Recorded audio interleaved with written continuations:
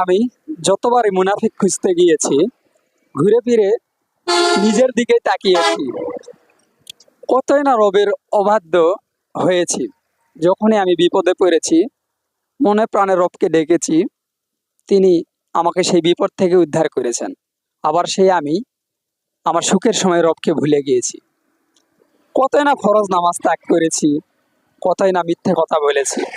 অথচ আমার আল্লাহ রাসূল সাল্লাল্লাহু আলাইহি সাল্লাম বলেন, যদি কোনো বান্দা চায় তার দুঃখের সময় তার রব তার পাশে থাকুক, তবে যেন সে তার সুখের সময় তার রবকে ভুলে না যায়, বরং বেশি বেশি তার রবের শুকরিয়া করে।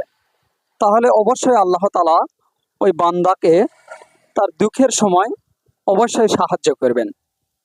তাই আমি যখনই মুনাফিক খুঁজতে যাই, বারবার ঘুরে ফিরে নিজের দিকেই তাকাই।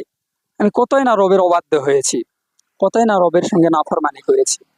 আমি আর কাকে মুনাফিক বলবো ভাই? আমি তো নিজেই মুনাফিক সেজে বসে আছি।